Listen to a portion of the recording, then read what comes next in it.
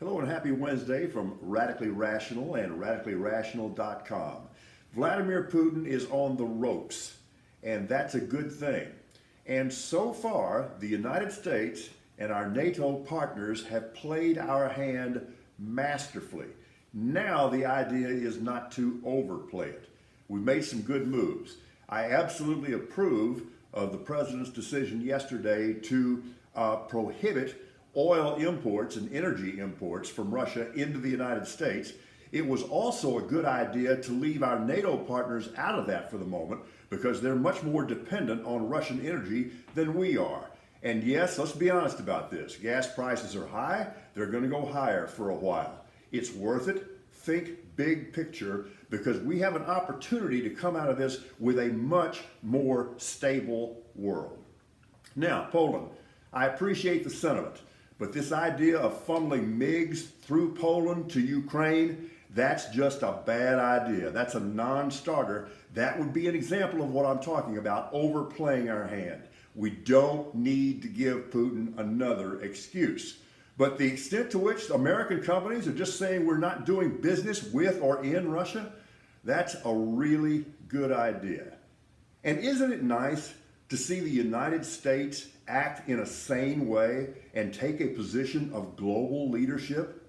Aren't functional adults really something? And speaking of functional adults, how about everybody in Ukraine? Absolutely. Okay, so globally, COVID deaths have now surpassed 6 million.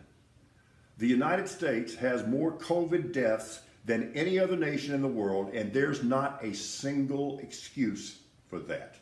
There's not a single excuse. We've lost 960,000 people. No excuse. That should never happen in the United States.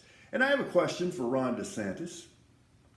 It's one thing, I guess, to resist mask mandates, I guess. It's quite another to tell somebody who is voluntarily wearing a mask to take their mask off. And you're doing this in the name of freedom? What a demagogue you are. Did you catch the interview the other night? Lester Holt interviewing Bill Barr? That was not an interview. That was a new book promotion. Barr tried to have it both ways, always, and Lester Holt let him. Most unfortunate.